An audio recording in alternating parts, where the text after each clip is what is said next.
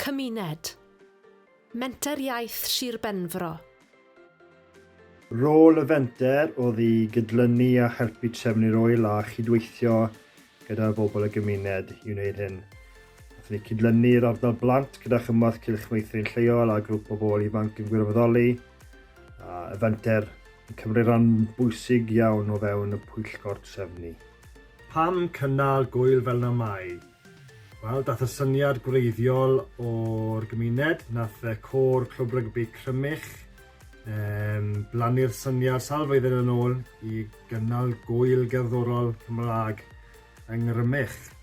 A wedyn dath nhw ato ni fel y Fenter Iaith lleol i weld os allwn ni gydweithio i drefnu oel. A dyna ni. Mae gallu gwirfoddoli a chymryd rhan ar y diwrnod mewn digwyddiad mor arbennig ac unigryw ym Mro fy Mebyd yn sicr dwi wedi magu cymaint o sgiliau. Fi'n siŵr a bydd o help i mi yn y dyfodol, yn enwedig oherwydd fy mod i wedi wneud hwn trwy gyfrwng y Gymraeg yn fy mamiaeth i. Mae gallu cyfathrebu gyda phobl a chysylltu gyda phobl, yn sicr o'i helpu fy hyder i hefyd. Mae'r awyrgylch yn dda. Ych chi'n cyfarfod gwahanol bobl, yn cael sgwrsis efo gwahanol bobl. Ac fi jyst yn teimlo bod fi'n rhoi rhywbeth nôl i'r gymuned yn y broses. Chi'n cael hwyl yn y cyfarfodydd, lot o laff yw chi jyst yn joio. A neis roi nôl rhywbeth i'r gymuned, nhw wedi gwneud sio gwmynt i ni dros y blynyddoedd.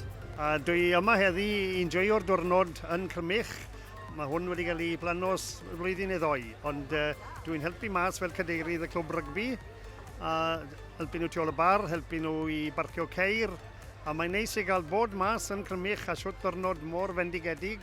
Dath y gymuned i gyd at ei gilydd mewn gwahanol ffyrdd. Ni'n browd iawn i ddweud siwt gwmynt o bobl o'r gymuned dynnu at ei gilydd i helpu. Gwirfoddolwyr i'r bobl sydd dan ni ar y pwyllgor. Nath unigolion y busnesau lleol noddi'r oel yn ariannol neu drwy deunydd o offer neu amser. Pobl lleol wedi gwirfoddoli cyn, yn ystod ac ar ôl yr oel hefyd wrth y baratoi a chlirio. Sawl un wedi rhoi amser ac offer yn wirfoddol. Un peth arall ni'n bod iawn oedd sawl un lleol wedi cytuno i berfformio hefyd ar y llwyfannau. Oedd yna deimlad real gymunedol i'r oel, so ni'n falch iawn o hynny. I bawb sy'n yma, maen nhw wedi mwynhau'r oel. Gan obeithio, dewch i blwyddyn nesaf yn gweld ni.